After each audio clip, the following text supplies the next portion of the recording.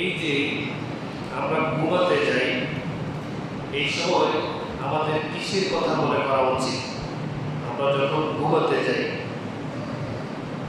যখনই আমরা ঘুমাতে যাব, আমাদের সবচেয়ে বেশি কাকে স্মরণ করা উচিত? বলুন তো, মৌতের কথা। মৌতের কথা। কারণ ঘুমটা হচ্ছে একটা ছোট মৃত্যু। এই ছোট মৃত্যু যখন আমি যাব, তখন বড় মৃত্যুর প্রস্তুতি নিয়ে প্রিপারেশন দিয়ে শোয়া উচিত। এজন্য কিছু দোয়া নবী করিম সাল্লাল্লাহু আলাইহি ওয়াসাল্লাম আমাদেরকে শিখিয়ে দিয়েছেন। যেই দোয়াগুলোর মধ্যে মরণের কথা স্মরণ করে দেওয়া হয়েছে ঘুম যাওয়ার আগে। এই দোয়াগুলো অর্থ সহকারে যদি আমরা পড়ি, তাহলে উপলব্ধি করি, তাহলে সত্যিকারের ঘুম যাওয়ার আগে মরণের কথা স্মরণ করে মনে হয় ঘুমাতে পারলাম। অনেক মানুষ অনেক আলোচনা করে রাস্তাঘাটে, দোকানপাটে, বিভিন্নভাবে তারা বসে কথাবার্তা বলে, বিভিন্ন বিষয়ে মানুষ প্রতিদিন আলোচনা করে। কোনো লোক যদি মৃত্যু সংক্রান্ত আলোচনা করতে চায়, ওই মজলিসে, ওই বৈঠকে এটা মানুষ শুনতে বেশি ইন্টারেস্ট পায় না। অন্যান্য যাবতীয় কথাগুলি যখন মানুষ বলে, খুব মনোযোগ দিয়ে শোনে। বন্ধুদের মাঝে যদি সবাই কেউ একজন যদি আখিরাতের কথা, মৃত্যুর কথা যদি বলে, সেটা মানুষ দূরে রাখতে চায়। মহান আল্লাহ তাআলা বলেন, আইনামা তাকুনু ইউদরিকুমুল মাউত ওয়ালাউ কুনতুম ফি বুরুজিন মুশাইয়াদা। তুমি যেখানে থাকো না কেন, মৃত্যু তোমাকে পেয়ে যাবে, তুমি হারিয়ে যাবে, মৃত্যু তোমাকে খুঁজে পাবে না। বিষয়টা এমন নয়। এমনকি তুমি যদি সুরক্ষিত দুর্গে অবস্থান করো, বিশাল প্যালেস যার চতুর্দিকে সর্বোচ্চ নিরাপত্তা বেষ্টনী রয়েছে, এরকম একটি সুরক্ষিত দুর্গে যদি তুমি অবস্থান করো আর মনে করো এখানে মালাকুল মউত আসতে পারবে না, ফেরেশতারা ঢুকতে পারবে না, তুমি সুরক্ষিত দুর্গে থাকলেও ফেরেশতারা তোমাকে খুঁজে বের করবে এবং তোমার মৃত্যুকে কার্যকর করবে। নবী করিম সাল্লাল্লাহু আলাইহি ওয়াসাল্লাম একটি হাদিসে আমাদেরকে মনে করিয়ে দেওয়ার দোয়াগুলো শিখিয়েছেন, মানে মৃত্যুকে মনে করিয়ে দেওয়ার কিছু দোয়া শিখিয়েছেন। বুখারী এবং মুসলিমের হাদিস, ইযা আওয়া আহাদুকুম ইলা ফিরাশিহি ফালইয়াকুল দাখিলাতা ইযারিহি ফালইয়াকুস বিমা বিহা ফিরাশা। তোমাদের কেউ যখন ঘুমাতে যাও, আমি এখন একটা চমৎকার একটা আমল নিয়ে কথা বলছি, আপনারা একটু মনোযোগ দিয়ে শুনুন, আপনাদের কাজে লাগবে ইনশাআল্লাহ। আল্লাহ রাসূল বলছেন, তোমাদের কেউ যখন ঘুমাতে যাও, তখন নিজের ইজারা মানে আমরা বলি যে লুঙ্গি, কি লুঙ্গি বলুন নাকি লুঙ্গি, তিনি বলছেন এখানে ইজারা লুঙ্গি, এটা যদি একটু মানে ঢিলা ডালা থাকে, তাহলে এটা একটা মাথা দিয়ে বিছানাটাকে একটু ছেড়ে ফেলো। আল্লাহ রাসূল বলছেন ঘুম যাওয়ার আগে।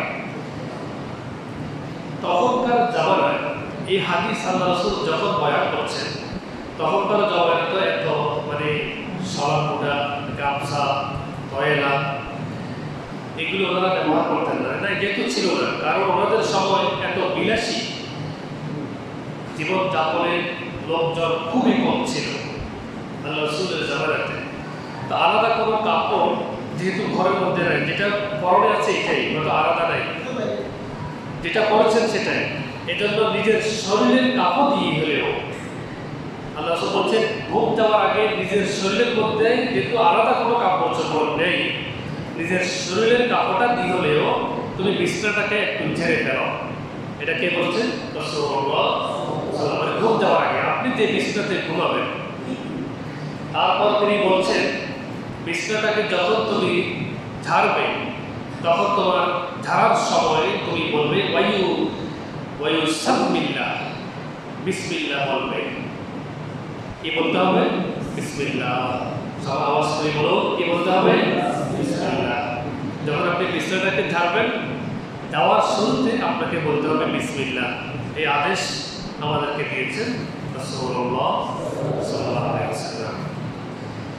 এখন বিসমিল্লাহকে জানতে হয় কেন? আসুন এখন বিসমিল্লাহ বলে জানতে হয় কেন, দুটা বিষয় এখন আমরা হাদিস থেকে ব্যাখ্যা দিব ইনশাআল্লাহ। এই দুইটা কথার ব্যাখ্যা আল্লাহ রাসূল অন্য হাদিসে বলছেন কেন আপনি বিসমিল্লাহ বলে বিসমিল্লাহ জানবেন। তিনি বলছেন যে তোমরা যখন ঘুম থেকে যখন উঠে যাও, আমরা যে রাত্রে ঘুমাই, সকালে ঘুম থেকে উঠে তার বিভিন্ন কাজে করবেন, আপনারা ব্যস্ত হয়ে যান, তাহলে আপনার বিসমিল্লাহটা কিন্তু পড়ে আছে। আল্লাহ রাসূল বলছেন যে তুমি ঘুম থেকে উঠে গেছো, তোমার বিসমিল্লাহর মধ্যে তোমাকে কষ্ট দেওয়ার জন্য কোনো জিন শয়তান বা এই জাতীয় কোনো কিছু এখানে হয়তো শুতে পারে। তিনি বলছেন চেষ্টা করে তোমাকে কষ্ট দিতে, কিন্তু তুমি টের পাও না। আবার বিশেষ করে তিনি বলছেন যে কিছু কিছু মানুষ আছে যারা শয়তান এবং জিনকে কাজে লাগিয়ে জাদু, টোনা, সেহের ইত্যাদি পরিকল্পনা করে তোমার বিছানার মধ্যে কিছুটা রেখে যেতে পারে। তাই তিনি বলছেন দেখেন দুটো পয়েন্ট, তোমাকে কষ্ট দেওয়ার জন্য এই পরিকল্পনা জিন শয়তানের মাধ্যমে মানুষ যদি করে। এইভাবে তুমি যখন রাত্রে ঘুমাতে যাও, তুমি তো জানো না সারাদিনে বিছানার মধ্যে কি কি কাণ্ড হয়ে গিয়েছে।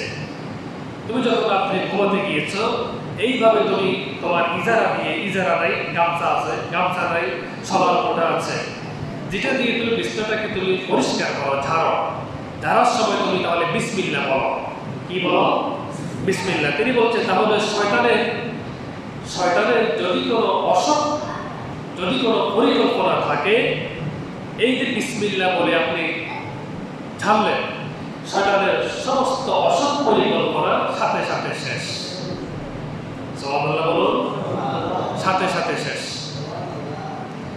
এই যে আমলটা, এটা কোনো কবিরাজের আমল না, এটা কোনো অন্যান্য মানুষের আমলটা দেয় নাই, আমলটা দিয়েছেন আপনাকে আমাকে স্বয়ং রাসূলুল্লাহ সাল্লাল্লাহু আলাইহি ওয়াসাল্লাম। তাহলে যদি আপনি এই কাজটা যদি আপনি না করেন, তাহলে আপনি অরক্ষিত হয়ে গেলেন। আর যদি আপনি বিসমিল্লাহ বলে বিছানাটাকে ঝাড়েন, আপনি সুরক্ষিত হয়ে গেলেন, আপনি আল্লাহর প্রোটেকশনে চলে গেলেন, আপনি শয়তানের অনিষ্ট থেকে বেঁচে গেলেন। মানে সেহের, জাদু, টোনা, তাবিজ, তোমার যা কিছু মানুষের বিছানার মধ্যে করে বেশিরভাগ যেখানে আপনি থাকেন, ব্যবহার করেন, এগুলি সবগুলি শেষ। শুধু বিসমিল্লাহ আর এটা বলে ছাড়বেন, এটা খাওয়া। আর এই যে এই সমস্ত অসৎ পরিকল্পনাগুলি শেষ করে দিবে আল্লাহর পরিকল্পনায়। এই জন্য এই আমলটা আমাদেরকে দিয়েছেন আমার আপনার নবী রাসূলুল্লাহ সাল্লাল্লাহু আলাইহি ওয়াসাল্লাম। আলহামদুলিল্লাহ। তাহলে এখন যদি জিজ্ঞাসা করি আপনারা রাত্রে ঘুমানোর আগে বিছানাটাকে কে কে ঝাড়েন, কত কয়েকজন হাত তুলবেন? কে কে বিসমিল্লাহ বলেন, কত কয়েকজনের হাত তুলবেন? এখন যারা মিস করে ফেলছেন, আর মিস করা যাবে না। এখন থেকে আমরা যখন ঘুমাতে যাব, আমরা অবশ্যই বিছানাটাকে আমরা বিসমিল্লাহ বলে আমরা ছেড়ে ফেলবো, তো ইনশাআল্লাহ। তাহলে আপনি অনিষ্ট থেকে বেঁচে গেলেন।